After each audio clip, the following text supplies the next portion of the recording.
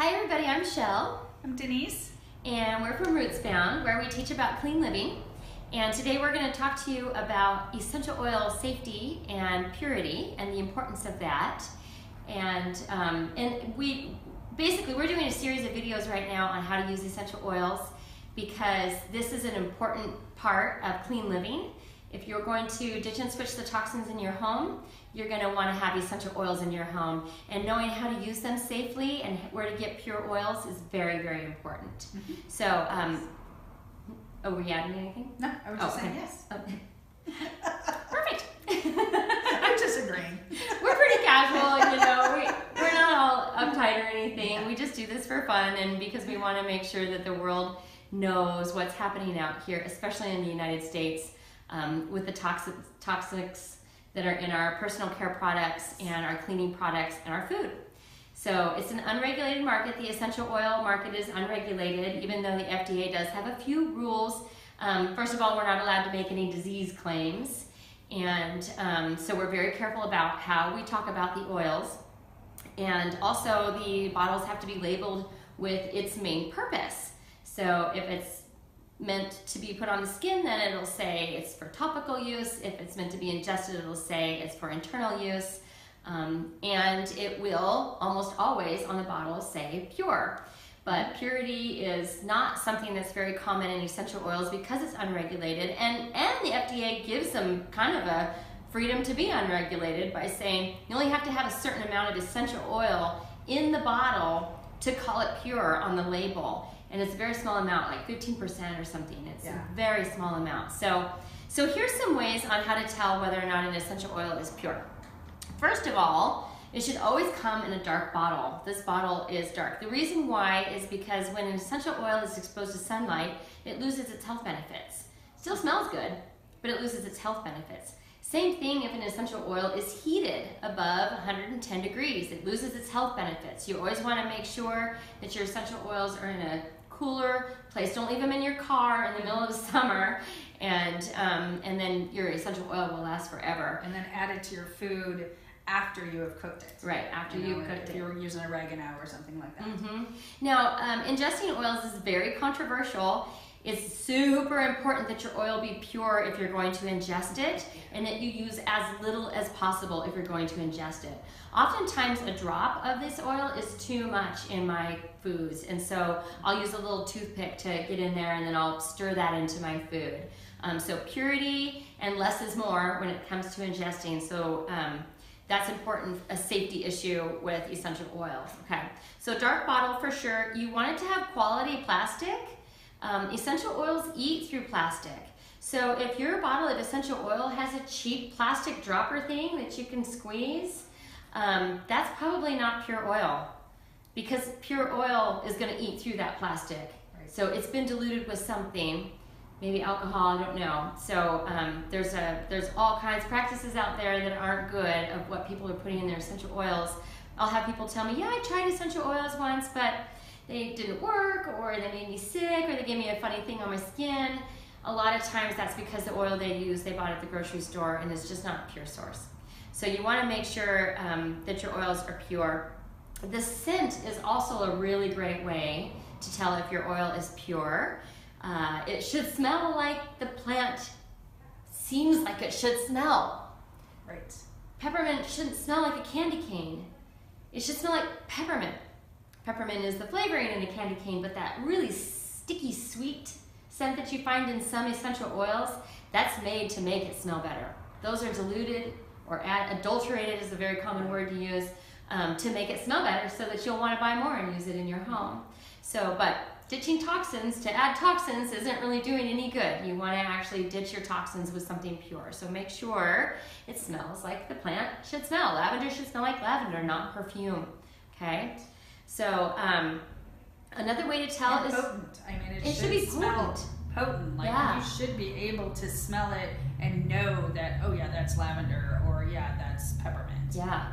If you watch our video on where essential oils come from, we talk about potency. These oils are very, very potent. But if they're diluted, they're not potent. Yeah, and if they're cheap, they're probably diluted, because that's one of the ways that they can give it to you cheaper is by diluting it. Yes. So an oil, and if you watch our video on where oils come from, you'll learn about the different practices for harvesting and stuff, but oils vary in price based on the practice of its harvest, not on whether it's diluted. So if lavender costs $6 here and $15 here, you're gonna wanna go more toward the $15 rather than the $6. This one is probably diluted. So price is definitely one of those ways that you can tell whether an oil is pure. Another way is to look up the company. They'll brag about their practices if they've got good practices. You can read reviews from other people. People will talk about it. They'll talk about how their skin reacted. They'll talk about whether it worked or not. So these are important things to look up. The company will talk about where the oil comes from, whether or not it's been third-party tested, what the practices are for distillation. These are all very important things. Now, I did my research before I started using essential oils, and I chose Young Living. And so in these videos, I'm talking about Young Living oils. And the reason why I chose Young Living is because of the guarantee of purity, because they have their own farms and their own partnership farms. They're in charge from the minute the seed goes into the soil to the time it's put in the bottle and shipped to us, and that I can get behind. But not only can they guarantee their purity, but they also are a very sustainable company. So all their practices are sustainable. They have their own animal farms for fertilizer production. They use their oils for pesticide and herbicide control. I mean, the list goes on and on. When they go into a village to start a farm, they hire the local workers. They pay them the going rate for that village, and then with the extra money that they get from the sale of the oils, they plug that into the village by making their water pure, building hospitals, building schools, whatever they can do to help out that village. So our farms are very popular in small villages because we do a really lot of good for them. We're not out there wiping out rainforests, you guys. We're actually doing good for the earth while we create these essential oils. So that's extremely important to me. Yeah. And I know it's important to you too. Absolutely. Yeah. So that's why we chose Young Living. But that doesn't mean there's not other good oil companies out there. Just do your research and find out what people are saying about them. Another thing to tell is the warning label. The warning label on all oils should say, keep away from children and pets. If you're pregnant or taking medication, talk to your doctors.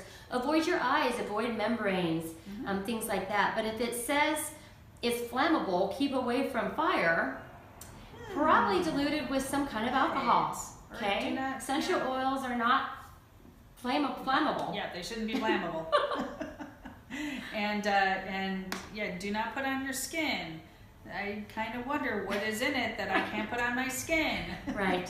The goal is to put it on your skin. Yeah. So read the warning label on the bottle because that's very telling too. Yes. So let's see, what else did we want to talk about? Okay, I think we're good to start into safety. Yes. So safety guidelines, again, you want to avoid getting it in your eyes. I'll put some eucalyptus under my nose if I'm feeling, kind of stuffed up in my head. But I never put it like inside my nose. Oh my gosh, that would burn so bad. Yes. Ears, definitely avoid getting essential oils in your ears. You can put the essential oil around the outside of your ear, and if you have some kind of burning sensation from that, you can dilute that with a fatty oil. If you do get essential oils in your eyes or inside your nose, you can dilute that with a fatty oil like coconut or olive oil or something like that. You never want to dilute, you guys. Don't ever dilute with water. It's not going to help. Nope. It's an oil. Yes. So you want to dilute it with another oil to get that burning sensation. Yeah. Now, some oils are hotter than others. Lavender is not going to burn your skin as much as a peppermint might. So, well, I don't want to say burn because that's a pretty tough word, but it's warm on the skin. It doesn't burn. There's no burning. There's not going to blister. It's not going to blister. You don't have to go to the doctor. Even turn your skin red. It might have, I guess, if you had a reaction or something. But yeah, no. It should not burn. Yeah, it shouldn't. It's not going to be harmful to you, but it's going to be uncomfortable. It's warm. And you can help that uncomfortableness by diluting it with a fatty oil. Yes. Okay. So and if it doesn't work, just keep adding more. It will definitely dilute and it will go away. I guarantee it. Yeah. And definitely less is more. If you watch our video on where oils come from, you'll find out how concentrated they are. These are very, very concentrated. So start with 1 drop And if you don't feel like it's helping after 20 minutes, because that's about how long it takes for your body to get it on every cell in your body, try another drop. And if you have to apply it several times, that's okay. Now you know in the future you need 2 or 3 drops to get it to work. And also, once the body adapts to the essential oil, sometimes it takes less over time once your body has adapted to it. So, but definitely remember that less is more. There are certain oils you don't want to use around pets or children. Those oils, you can find those lists online galore. So definitely watch out for that. But there are some oils that are awesome for pets and children. Absolutely. So don't get scared. Yes. Just look up those lists and avoid those oils when you're using them on your pets and children. Yes. If you're pregnant, there are some great oils for helping women with pregnancy. Stretch marks. And say that, I'm not sure. Yeah, But skin, you Skin, know, yeah. if you're not feeling very well, you know, those kinds Under of the things. wellness line, Yes, yes. under the wellness line. So there are great oils for pregnant women. Just make sure that you're using the ones that are right for you. Yes. So look up those lists online. Let's see what else. Oh, you do want to be careful about touching the plastic topper with something that's not clean. So if you're going to put it on your finger or on your skin anywhere, you want to make sure that your skin is clean. What I do instead of tapping it on my skin directly is I will tap the end of the bottle. So I'll go like that instead of tapping it directly onto the skin because I don't know how clean my wrists are. If I just washed my hands, then it's fine. But And that smells amazing. oh, I know, isn't that great? Yes. This is Stress Away, and it's the best. Yes. It smells amazing. You have stress? You need Stress Away. Anyway, so I think that that's it for safety, unless you can think of anything you want to add. No, I think we covered it. You said less is more, and yep, I think that's Yeah. Well, anyway, we've got a ton of places where you can go and find out more information, and we talk about these things all the time. So if we missed anything, you can find out more by joining our groups. We've got a Facebook group, we've got Instagram, we've got, you know, these YouTube channels, these YouTube videos on our YouTube channel, all RootsBound. We've got RootsBound.com where you can go and get recipes and learn more and connect with more videos. So come join our community, be part of us.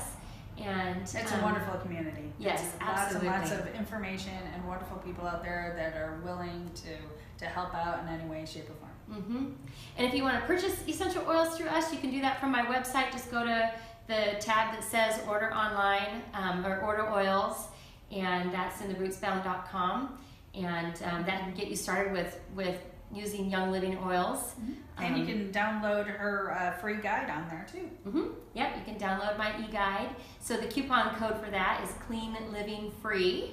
So go on into my website and grab the Clean Living Guide, watch the Clean Living video, that kind of walks you through it. So just a wealth of information here for you guys to get you started and have a group to help you as you go along, because this is a lifestyle change, not something you do overnight. So come join us for the process and we'll be here to walk along with you. All right? Thanks for watching. Thank you.